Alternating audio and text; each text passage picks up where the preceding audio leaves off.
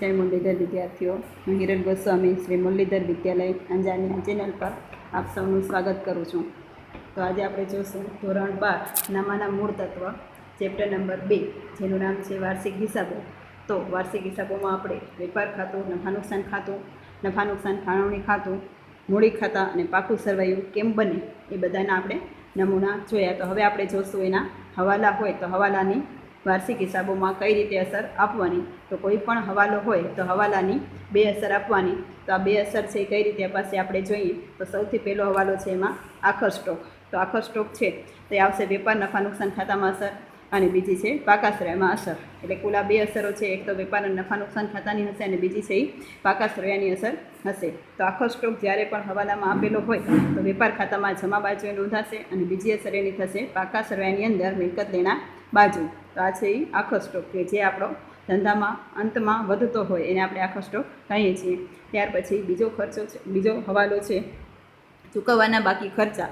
તો અમુક ખર્ચા હોય કે પગાર હોય, મજૂરી હોય, આ બધા વર્ષના અંતે ચૂકવવાના બાકી હોય અને એની નોંધ કરવાની બાકી હોય। તો ચૂકવવાના બાકી ખર્ચા છે એ જે પ્રમાણેના ખર્ચા હોય, ખરીદીને લગતા ખર્ચા હશે તો વેપાર ખાતામાં ઉધાર બાજુ જે પણ ખર્ચા છે એમાં ઉમેરાશે। ધારો કે જે મજૂરી છે તો મજૂરી ચૂકવવાની બાકી હોય તો આપણે વેપાર ખાતામાં જે કાચા સરવાયામાં મજૂરી આપી છે એ મજૂરી લખી અને એમાં જે ચૂકવવાના બાકી મજૂરીના ખર્ચા છે એમાં પ્લસ કરવાના છે। એટલે કે વેપાર કે નફા નુકસાન ખાતામાં ઉધાર બાજુ તે ખર્ચમાં ઉમેરાશે અને બીજી અસર એની થશે પાકા સરવાયાની અંદર મૂડી દેવા બાજુ। તો આ રીતે આપણે ચૂકવવાના બાકી ખર્ચાની બે અસરો થશે। ત્યાર પછી છે અગાઉથી ચૂકવેલા ખર્ચા।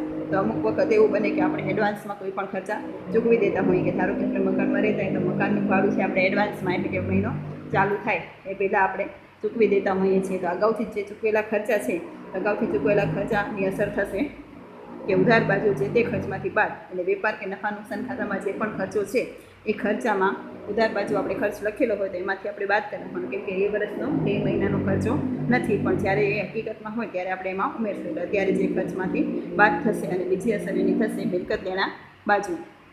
ત્યાર પછી ચોથો હવાલો છે મળવાની બાકી આવક। તો મળવાની બાકી આવક એટલે કે આપણી આવક થઈ છે પણ હજી સુધી મળી નથી પણ ભવિષ્યમાં તો મળવાની જ છે। એટલે આપણે નફા નુકસાન કે વેપાર ખાતામાં જે પણ આવક બતાવી છે એની અંદર એમાં ઉમેરો કરવાનો કે આપણી આવક છે એટલી વધી જશે તો નફા નુકસાનની જમા બાજુ તે આવકમાં ઉમેરાશે અને બીજી અસર એની થશે મિલકત લેણા બાજુ, કેમ કે આપણને ભવિષ્યમાં મળવાની છે તો એ આપણી મિલકત જ કહેવાશે। તો મળવાની બાકી આવક છે આ રીતે બે અસર થશે। ત્યાર પછી પાંચમો હવાલો છે અગાઉથી મળેલ આવક। તો અગાઉથી મળેલ આવક તો આપણને જ્યારે આવક મળવાની છે ત્યારે આપણે એ આવક હોય તો એ આપણી એ વર્ષની આવક કહેવાય, પણ આપણે જો અગાઉથી આવક મળી ગઈ હોય તો આપણે એ વર્ષ સુધી એ આવકને સાચવવી પડે, એટલે કે આપણી એક જવાબદારી થઈ ગઈ। તો અત્યારે આપણી આવક નથી પણ એ ભવિષ્યમાં થવાની છે તો નફા નુકસાનની જમા બાજુ છે તે આવકમાંથી બાદ થશે અને બીજી અસર એની થશે મૂડી દેવા બાજુ। એના પછીનો હવાલો છે મિલકતનો ઘસારો। એટલે કોઈ પણ મિલકત હોય કે પ્લાન્ટ યંત્ર હોય કે મશીનરી હોય કે ફર્નિચર હોય તો આ બધે આપણે ઉપયોગ કરીએ તો એનો આપણને ઘસારો લાગતો હોય છે। તો ઘસારાના કારણે મિલકતની કિંમત છે એટલે ઘટી જાય છે। તે ઘસારો છે આપણા ધંધા માટે નુકસાન છે તો એની એક અસર થશે નફા નુકસાન ખાતાની ઉધાર બાજુ અને બીજી અસર થશે મિલકત લેણા બાજુ છે તે મિલકત હશે એમાંથી આપણે બાદ કરશું એટલે કે કિંમત એટલી આપણે ઘટાડી દઈશું। ત્યાર પછીનો હવાલો છે સાતમો હવાલો કાલખાદ માંડી વાળવા। તો હવાલાની જે પણ કાલખાદ હશે, નવી કાલખાદ આપણે માંડી વાળવાની હશે તો એની અસર થશે કે નફા નુકસાન ખાતાની ઉધાર બાજુ કાલખાદમાં ઉમેરો, એટલે કે કાચા સરવાયાની જે પણ કાલખાદ છે એમાં આપણે હવાલાની કાલખાદ છે એ ઉમેરવાની છે અને બીજી અસર એની થશે કે મિલકત લેણા બાજુ દેવાદારોમાંથી બાદ। તો કાલખાદ એટલે કે આપણને હવે રૂપિયા દેવાદાર પાસેથી મળવાના નથી એની ખાતરી થઈ ગઈ છે તો આપણો દેવાદારો એટલા ઘટી જશે એટલે મિલકત લેણા બાજુ જે પણ આપણે દેવાદારો બતાવ્યા છે એમાંથી આપણે કાલખાદ જે છે બાદ કરીશું। ત્યાર પછીનો આપણે આગળ હવાલો જોઈએ તો વિદ્યાર્થીઓ આઠમો હવાલો છે ગાલખાદ અનામતની જોગવાઈ, એટલે કે શકમન દેણા અનામતની જોગવાઈ। તો આપણને જે પણ ગાલખાદ પડશે એને આપણે આમાંથી રિકવરી કરવાની હોય છે તો આપણે એવું અનામત છે ઊભું કરવાનું છે તો એને આપણે જોગવાઈ કઈ રીતે થશે તો એની બે અસર થશે, એક તો નફા નુકસાન ખાતાની ઉધાર બાજુ એ દર્શાવાશે અને બીજી અસર થશે પાકા સરવાયામાં મિલકત લેણા બાજુ દેવાદારોમાંથી બાદ, એટલે કે દેવાદારો હોય તો એની અંદર જે હવાલાની ગાલખાદ હોય પહેલે બાદ કરવાની, ત્યાર પછી જે રકમ આવે એમાંથી આપણે આ જે ગાલખાદ અનામતની જોગવાઈ કરી હશે એ પણ બાદ કરશું। તો આ રીતે આપણે ગાલખાદ અનામતની જોગવાઈની બે અસરો આપીશું। એના પછી નવમો હવાલો છે દેવાદાર વટાવ અનામતની જોગવાઈ, એટલે કે દેવાદારને ઘણી વખત આપણે વટાવ આપતા હોઈએ તો એના માટે કે આપેલ વટાવ છે તો એ વટાવ અનામતની જોગવાઈમાંથી આપવાનો હોય છે. તો દેવાદારની વટાવ અનામતની જોગવાઈની બે અસરો આપણે જોઈએ. તો પહેલી અસર છે કે નફા નુકસાનની ઉધાર બાજુ, કે દેવાદાર વટાવ અનામત છે તો એનાથી આપણો નફો છે એ ઘટી જાય છે, તો આપણી ઉધાર બાજુ દર્શાવવાનું હોય છે. અને જે બીજી અસર છે તો મિલકત લેણા બાજુ દેવાદારોમાંથી બાદ. તો દેવાદાર વટાવ અનામત છે એ કઈ રીતના બાદ થશે? તો સૌથી પહેલાં જે દેવાદારો છે એ લખવાના છે, એના પછી હવાલાની ગાલખાત બાદ થશે, ત્યારબાદ હવાલાની ગાલખાત અનામત બાદ થશે, અને પછી જે બાકી વધશે એ બાકીમાંથી આપણે દેવાદાર વટાવ અનામતની જે પણ રકમ છે એ બાદ કરી નાખવાની છે. તો આ રીતે આપણે મિલકત લેણા બાજુ દેવાદારમાંથી વટાવ અનામતની જોગવાઈ છે એ બાદ કરીશું. ત્યાર પછી 10મો હવાલો છે ઉધાર ખરીદી નોંધવાની રહી ગઈ હોય ત્યારે. તો ઉધાર ખરીદી જ્યારે પણ નોંધવાની રહી ગઈ હોય તો આપણે ખરીદી છે હંમેશા વેપાર ખાતામાં ઉધાર બાજુએ દર્શાવીએ છીએ. તો એ વેપાર ખાતાની ઉધાર બાજુએ ખરીદીમાં આપણે એને રકમ ઉમેરી દેવાની છે. અને બીજી અસર થશે મૂડી દેવા બાજુ લેણદારોમાં ઉમેરો. એટલે ઉધાર ખરીદીના કારણે આપણે લેણદારો વધી જશે, એટલે મૂડી દેવા બાજુ આપણે જે પણ લેણદારો દર્શાવેલા છે એમાં આ જે લેણદારો છે એનો આપણે ઉમેરો કરશું, એટલે એટલા લેણદારો આપણા વધી જશે. એના પછી છે ઉધાર વેચાણ નોંધવાનું રહી ગયું હોય. તો ઉધાર વેચાણ નોંધવાનું રહી ગયું હોય તો જેવી રીતના આપણે ઉધાર ખરીદી નોંધવાની રહી ગઈ હોય એ અસર આપી, એ જ રીતના આપણે ઉધાર વેચાણ નોંધવાનું રહી ગયું હોય તો અસર આપવાની છે. તો વેપાર ખાતામાં એ જમા બાજુ વેચાણમાં ઉમેરાશે, કેમ કે એટલું વેચાણ છે એ વધી જશે. અને બીજી અસર જે છે એ મિલકત લેણા બાજુ દેવાદારોમાં ઉમેરો. તો દેવાદારો પણ આપણા એટલા વધી જશે. તો આ રીતે આપણે બે અસર છે એ આપવાની છે. ત્યાર પછી 12મી અસર છે ખરીદ માલ પરત, એટલે કે માલ પરત ઉધાર. ખરીદ પરત એટલે કે આપણે જે ખરીદી કરી છે એનામાંથી આપણે માલ પરત આપીએ છીએ, તો એ માલ પરત ઉધાર તરીકે પણ ઓળખાય છે. તો માલ પરત ઉધારની આપણે નોંધ કરવાની રહી ગઈ હોય તો એ નોંધ કઈ રીતના થશે? તો એ નોંધમાં વેપાર ખાતામાં ઉધાર બાજુ ખરીદીમાંથી બાદ, એટલે વેપાર ખાતામાં આપણે ઉધાર બાજુ જે ખરીદી દર્શાવી છે એમાંથી આપણે એને માઇનસ કરશું. અને બીજી અસર જે છે એ થશે મૂડી દેવા બાજુ લેણદારોમાંથી બાદ, એટલે ખરીદ પરત આવશે એટલે આપણા એટલા લેણદારો ઘટી જશે. અને લેણદારો ઘટી જાય એટલે આપણે મૂડી દેવામાંથી એટલી જે ખરીદ પરતની રકમ છે એ બાદ કરવાની થશે. એના પછી છે વેચાણ પરત, એટલે કે માલ પરત જમા. તો માલ પરત જમાની નોંધ બાકી હોય તો આપણે કઈ રીતે અસર આપીશું? આ વિદ્યાર્થીઓ ખાસ યાદ રાખજો કે માલ પરત ઉધાર એટલે કે ખરીદ પરત, કેમ કે ખરીદી ઉધાર હોય એટલે જે ખરીદ પરત છે એને માલ પરત ઉધાર તરીકે ઓળખાય છે. અને વેચાણ છે એ જમા હોય છે એટલે માલ પરત જમા તરીકે જે છે એ વેચાણ પરત ઓળખાય છે. તો વેચાણ પરતની નોંધ કરવાની બાકી હોય તો એની અસર થશે વેપાર ખાતામાં જમા બાજુ વેચાણમાંથી બાદ, એટલે કે જે પણ વેચાણ છે એમાંથી એટલું વેચાણ આપણું ઘટી જશે, કેમ કે એ પાછું આવ્યું છે તો એ વેચાણમાંથી બાદ થશે. અને બીજી અસર મિલકત લેણા બાજુ દેવાદારોમાંથી બાદ, તો દેવાદારો છે એ પણ ઘટી જશે. તો આ રીતે આપણે વેચાણ પરતની બે અસર કરી શકીએ છીએ. ત્યાર પછી એના પછીનો હવાલો છે 14મો ખરીદ પરતની નોંધ વેચાણ નોંધમાં થઈ હોય. એટલે આપણે ભૂલથી ખરીદ પરતની નોંધ છે એ વેચાણમાં કરી આપી હોય, અસર સાચી કરી હોય પણ જે જગ્યા છે એ ખોટી હોય, તો એની અસર આપણે સુધારવી હોય તો એ કઈ રીતના સુધરશે? કે વેપાર ખાતામાં ઉધાર બાજુ ખરીદીમાંથી અને જમા બાજુ વેચાણમાંથી બાદ, એટલે કે આપણે વેચાણ નોંધમાં એટલો વધારો કરી નાખ્યો તો અહીં વેચાણમાંથી આપણે બાદ કરવાની છે. અને વેપાર ખાતામાં જે છે એ ઉધાર બાજુ ખરીદીમાંથી આપણે બાદ કરવાની છે. તો આ અસર જે છે બે થશે. અને પાકા શ્રેણીમાં મિલકત લેણા બાજુ દેવાદારોમાંથી અને મૂડી દેવામાં લેણદારોમાંથી બાદ, એટલે આમાં ટોટલ 4 અસર થશે. ઉધાર બાજુ ખરીદીમાંથી બાદ, જમા બાજુ વેચાણમાંથી બાદ, મિલકત લેણા બાજુ દેવાદારોમાંથી બાદ અને મૂડી દેવામાં લેણદારોમાંથી બાદ. તો આની ટોટલ 4 અસરો જે છે આપણને આપવાની છે વિદ્યાર્થીઓ. ત્યાર પછી 15મા નંબરનો હવાલો છે વેચાણ પરતની નોંધ ખરીદ નોંધમાં થઈ ગઈ હોય. તો વેચાણ પરતની નોંધ આપણે ખરીદ નોંધમાં ભૂલથી કરી નાખી હોય તો એની આપણે અસર જોઈએ તો કઈ રીતના થશે? કે વેપાર ખાતાની ઉધાર બાજુ ખરીદીમાંથી બાદ અને જમા બાજુ વેચાણમાંથી બાદ, એટલે કે જ્યારે પણ વેચાણ પરતની ખરીદ નોંધમાં અસર થઈ ગઈ હોય કે ખરીદ પરતની વેચાણ પરતમાં અસર થઈ ગઈ હોય તો ટોટલ આપણે 4 અસર કરવાની રહેશે. તો આમાં વેચાણ પરતની નોંધ છે એ ખરીદ નોંધમાં થઈ ગઈ છે તો આપણે વેપાર ખાતાની ઉધાર બાજુ ખરીદીમાંથી બાદ કરશું અને જમા બાજુ જે છે એ વેચાણમાંથી પણ બાદ કરશું. એ જ રીતના પાકા શ્રેયમાં મૂડી દેવા બાજુ આપણે લેણદારોમાંથી બાદ કરશું અને મિલકત લેણા બાજુ જે છે દેવાદારોમાંથી બાદ કરશું. એટલે કે 4 જગ્યાએથી આપણે માઇનસ જ કરવાનું છે. વેચાણ પરતની નોંધ ખરીદ નોંધમાં થઈ હોય કે ખરીદ પરતની નોંધ વેચાણ નોંધમાં થઈ હોય એની બધીની અસરો જે છે એ પ્રમાણે છે. ત્યાર પછી 16મો હવાલો છે ઉધાર ખરીદીની નોંધ વેચાણ નોંધમાં થઈ હોય. એટલે કે આપણે ખરીદી કરી છે પણ આપણે એને વેચાણ સમજી અને વેચાણમાં અસર આપી દીધી છે તો એની અસર આપણે જોઈએ કે કઈ રીતના થશે. તો એક તો આપણે ઉધાર ખરીદીની નોંધ છે એ હકીકતમાં ઉધાર ખરીદીમાં કરવાની હોય એટલે કે એક તો અસર ખરીદીમાં પ્લસ થશે અને બીજી આપણે વેચાણ નોંધમાં ભૂલથી કરી નાખીશું તો પેલી વેચાણ વધી ગયું હશે તો હવે શું થશે વેચાણ એટલું ઓછું કરવું પડશે તો આપણે વેચાણમાંથી માઇનસ થશે અને ખરીદીમાં પ્લસ તો વેપાર ખાતાની જમા બાજુ વેચાણમાંથી બાદ અને ઉધાર બાજુ ખરીદીમાં આપણે ઉમેરશું તો આ બે અસર છે આપણે વેપારના ખાતામાં કરશું. ત્યારબાદ પાકા સરાની અંદર મિલકત દેના બાજુ જે છે દેવાદારોમાંથી બાદ કરશું અને મૂડી દેવા બાજુ લેણદારોમાં ઉમેરશું કેમ કે એટલું વેચાણ આપણું હવે ઘટી જશે અને એટલા લેણદારો આપણા વધી જશે. એના પછીનો વાળું છે 17મો ઉધાર વેચાણની નોંધ ખરીદ નોંધમાં થઈ હોય ત્યારે એટલે આપણે વેચાણ કર્યું છે પણ એની નોંધ છે એ ખરીદીમાં થઈ ગઈ છે એટલે આપણે હવે ખરીદી એટલી ઘટાડવી પડશે અને વેચાણ એટલું વધારવું પડશે તો આપણે એ પ્રમાણે અસર કરવાની છે. તો વેપાર ખાતાની ઉધાર બાજુ ખરીદીમાંથી આપણે બાદ કરશું અને જમા બાજુ જે છે વેચાણમાં ઉમેરશું. એવી જ રીતના પાકા શ્રેયમાં જે છે ખરીદી આપણી ઘટી જશે એટલે લેણદારોમાંથી બાદ થશે અને વેચાણ જે છે વધી જશે એટલે દેવાદારોમાં આપણે ઉમેરશું. આ જો વસ્તુઓ સમજીને કરશું તો અહીં અઘરું નહીં પડે એટલે ગોખણપટ્ટી કરવા કરતાં સમજીને કરવું સારું. એના પછી છે મૂડી પર વ્યાજ.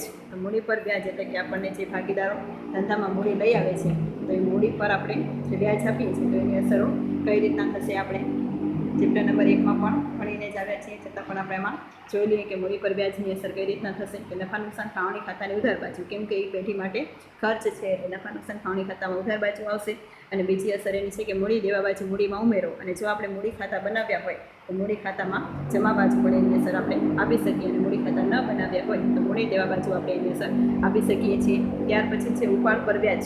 તો ઉપાડ પર વ્યાજની અસર નફા નુકસાન ખાવણી ખાતાની જમા બાજુ ઉપાડ પર વ્યાજ છે આવક થશે. તો ઉપાડ પર વ્યાજ છે એ આપણે એની બે અસરો એક તો નફા નુકસાન ખાવણી ખાતાની જમા બાજુ એટલે કે એની આવક છે તો આપણે જમા બાજુ લખશું અને મૂડી દેવા બાજુ ઉપાડમાં આપણે ઉમેરશું એટલે કે આપણો એટલો ઉપાડ છે એ વધી જશે તો મૂડી દેવા બાજુ ઉપાડમાં આપણે પ્લસ કરશું અને જો આપણે મૂડી ખાતા બનાવ્યા હશે તો મૂડી ખાતામાં જે ઉધાર બાજુ આપણે ઉપાડ લખેલો હોય તો ઉપાડની નીચે ઉધાર બાજુ જો ઉપાડ પર વ્યાજની અસર પણ એમાં આપવાની રહેશે. તો આ રીતે આપણે ઉપાડ પર વ્યાજની અસરો આપી દઈશું. ત્યારબાદ છે સામાન્ય અનામત ખાતે રકમ લઈ જવી. તો સામાન્ય અનામત ખાતે આપણે રકમ લઈ જવી હોય તો સામાન્ય અનામતની બે અસર થશે એક તો નફા નુકસાન ખાવણી ખાતાની ઉધાર બાજુ અને બીજી અસર થશે મૂડી દેવા બાજુ સામાન્ય અનામતમાં ઉમેરો. તો આ રીતે આપણે બે અસરો આપવાની છે એટલે કે સામાન્ય અનામત એટલી વધી જશે અને આપણે નફા નુકસાન ખાવણી ખાતામાંથી એની જોગવાઈ કરવાની છે તો નફા નુકસાન ખાવણી ખાતાની ઉધાર બાજુ. ત્યાર પછી આપણે આગળ હવાલા જોઈએ. એના પછીનો 21મો હવાલો છે અદ્રશ્ય મિલકત માંડી વાળવામાં આવે. તો અદ્રશ્ય મિલકત એટલે કે જે પાઘડી પેટન્ટ ટ્રેડમાર્ક આ બધી જે મિલકતો છે જે આપણે જોઈ શકતા નથી પણ એ કાયમી મિલકતો છે અને એ ધંધામાં અસર કરે છે તો અદ્રશ્ય મિલકતો છે આપણે માંડી વળવાની હોય તો આપણે ખર્ચ થશે તો નફા નુકસાન ખાતાની ઉધાર બાજુ આવશે અને બીજી અસર એની આવશે કે મિલકત તેના બાજુ મિલકતમાંથી બાદ તો એટલી આપણી મિલકત છે એટલી ઓછી થઈ જશે એટલે આપણે મિલકત તેનામાંથી બાદ કરશું. ત્યાર પછી 22મો હવાલો છે જાહેરાત માટે નમૂનાથી વેચેલ માલ. તો આપણે જાહેરાત માટે કોઈ પણ માલ આપેલો હોય વેચવા માટે નમૂનાથી એટલે કે એની કોઈ કિંમત ઊંચે નહીં પણ આપણો એટલો માલ છે એ ઘટી જશે એટલે આપણા માટે તો એ ખર્ચ જ થશે તો નફા નુકસાન ખાતાની આપણે ઉધાર બાજુ એક અસર થશે અને બીજી અસર એની થશે વેપાર ખાતાની ઉધાર બાજુ ખરીદીમાંથી બાદ એટલે કોઈ પણ રીતે માલ જાય તો આપણે એને ખરીદીમાંથી બાદ કરવાનો હોય છે કે આગથી વળી ગયેલ માલ હોય કે ગમે રીતે માલ ગયો હોય પણ આપણે માલ જાય એટલે આપણે ઉધાર બાજુ ખરીદીમાંથી બાદ થશે. પાકા શ્રેયમાંની કોઈ અસર થશે નહીં એક તો નફા નુકસાનની ઉધાર બાજુ થશે અને વેપાર ખાતાની ઉધાર બાજુ બાદ થશે એટલે બે અસર છે એની સર પર થઈ જાય છે અને આપણું જે સમીકરણ છે એને પણ સંતોષાઈ જાય છે એટલે જે પાકા શ્રેયનું સમીકરણ છે એના પછી સ્ટેશનરી સ્ટોક. તો આપણો સ્ટોક વધ્યો હોય સ્ટેશનરીનો તો એ સ્ટેશનરીનો જે સ્ટોક છે એની શું અસર થશે તો નફા નુકસાન ખાતાની ઉધાર બાજુ સ્ટેશનરી ખર્ચમાંથી બાદ એટલે જે આખો સ્ટોક હશે સ્ટેશનરીનો એ આપણે સ્ટેશનરી ખર્ચમાંથી બાદ કરી નાખશું અને બીજી અસર એની થશે મિલકત તેના બાજુ મિલકત તરીકે દર્શાવવાની છે. તો સ્ટેશનરી સ્ટોક છે આપણે જે આખા સ્ટોકની જેમ જ પાકા શ્રેયમાં મિલકત તેના બાજુ દર્શાવવાનો રહેશે. ત્યાર પછી 24મા નંબરનો હવાલો છે ચાલુ ખાતાની જમા બાકીનું વ્યાજ. તો વિદ્યાર્થીઓ જ્યારે સ્થિર મૂડી ખાતાની પદ્ધતિ અમલમાં હોય આપણે જે ચેપ્ટર નંબર 1માં ભણી ગયા સ્થિર મૂડી ખાતા અને અસ્થિર મૂડી ખાતાની પદ્ધતિ તો જ્યારે સ્થિર મૂડી ખાતાની પદ્ધતિ અમલમાં હોય ત્યારે આપણે એમાં ચાલુ ખાતા પણ બનાવવાના હોય છે તો ચાલુ ખાતાની ઉધાર અને જમા બંને બાકી હોઈ શકે તો જો જમા બાજુ હોય એની બાકી તો આપણે એની જમા બાકીનો વ્યાજ લખવાનું હોય છે અને જો ઉધાર બાકી હોય તો ઉધાર બાજુની વ્યાજની આપણે ગણતરી કરવાની હોય છે તો આ બંનેની અસર કઈ રીતના થાય એના આપણે હવાલા જોઈએ. ચાલુ ખાતાની જમા બાકીનું વ્યાજ.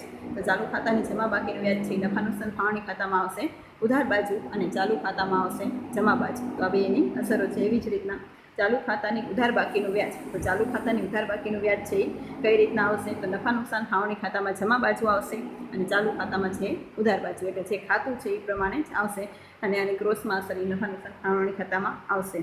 એના પછી 26મો હવાલો છે કે પટે રાખેલ મિલકત માંડી વાળવી. તો પટે રાખેલ મિલકત છે એ માંડી વાળવી હોય તો એની અસર શું થશે કે એટલી મિલકત આપણી ઘટી જશે અને આપણા માટે એક ખર્ચ છે, એટલે કે એક નુકસાન છે. તો નફા નુકસાન ખાતાની ઉધાર બાજુ થશે અને બીજી અસર છે એ મિલકત એના બાજુ પટે રાખેલ મિલકતમાંથી બાદ થશે. તો આ રીતે આપણે બે અસરો છે એ આપી શકીએ છીએ.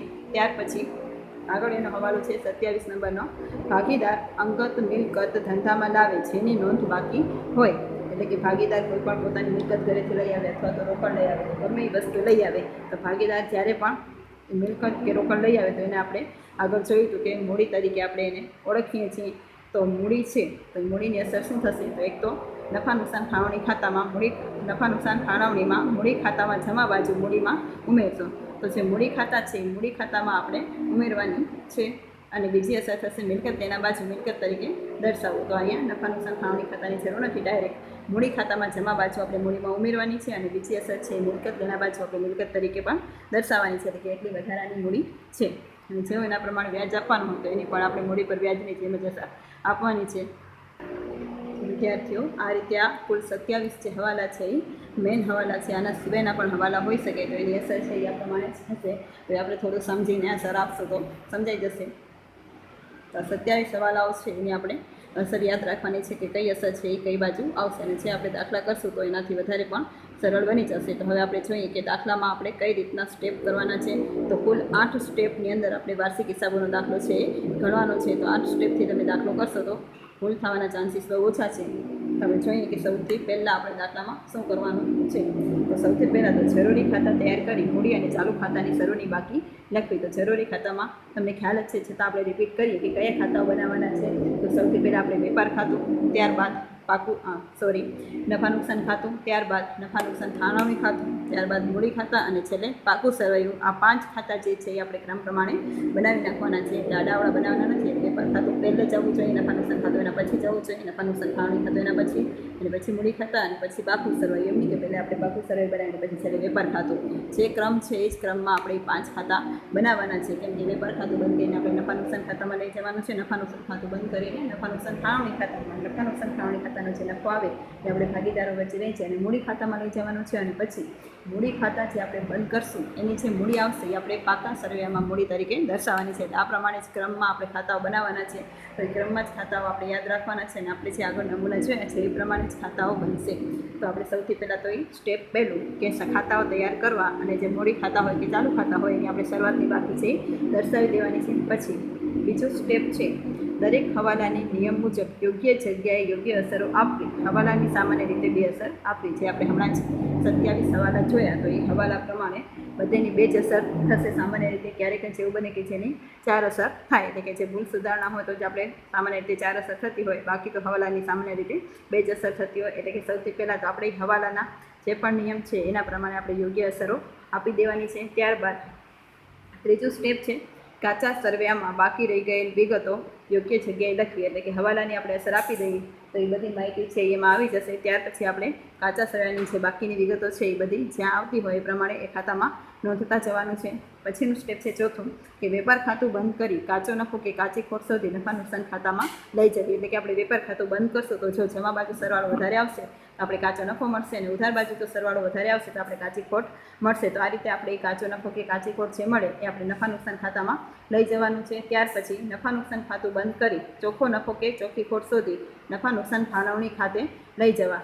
એના પછી આપણે શું કરશું કે નફા નુકસાન ખાતું બંધ કરશું. તો નફા નુકસાન ખાતું બંધ કરી તો એમાં પણ એ જ રીતના કે જો જમા બાજુનો સરવાળો વધારે હશે તો આપણે ચોખ્ખો નફો મળશે, અને ઉધાર બાજુનો સરવાળો વધારે હશે તો આપણે ચોખ્ખી ખોટ મળશે. આ ચોખ્ખો નફો કે ચોખ્ખી ખોટ છે એ ક્યાં લઈ જવાના છે? નફા નુકસાન ફાળવણી ખાતામાં. ત્યાર પછી નફા નુકસાન ફાળવણી ખાતું આપણે બંધ કરી અને વહેંચણી પાત્ર નફો કે ખોટ શોધી મૂડી કે ચાલુ ખાતે આપણે લઈ જવાના છે. એટલે કે આપણે નફા નુકસાન ફાળવણી ખાતું બંધ કરીએ તો એમાં પણ એમ જ કે જમા બાજુનો સરવાળો વધારે હશે તો આપણે વહેંચણી પાત્ર નફો મળશે, ઉધાર બાજુનો સરવાળો વધારે હશે તો વહેંચણી પાત્ર ખોટ મળશે. આ નફો કે ખોટ એ ભાગીદારોના મૂડી કે ચાલુ ખાતે આપણે લઈ જવાના છે કઈ રીતના, તો એનું જે નફા નુકસાનનું પ્રમાણ છે એ પ્રમાણે આપણે વેચીને જેટલા ભાગીદારો છે એ બધામાં વેચી અને એના મૂડી ખાતામાં લખવાના છે. જો વહેંચણીપાત્ર નફો હોય તો આપણે મૂડી ખાતામાં જમા બાજુ લખશું, અને વહેંચણીપાત્ર ખોટ હશે તો મૂડી ખાતામાં ઉધાર બાજુ લખશું. તો આ રીતે આપણે મૂડી કે ચાલુ ખાતે એવી અસર આપી દેશું. ત્યાર પછીનું 7મું સ્ટેપ છે કે મૂડી કે ચાલુ ખાતા બંધ કરી તેની આખરની બાકી શોધી પાકા સર્વેમાં લઈ જવી. એટલે કે મૂડી કે ચાલુ ખાતા આપણે બંધ કરી અને પછી એની જે બાકી મળશે આપણે આખરની બાકી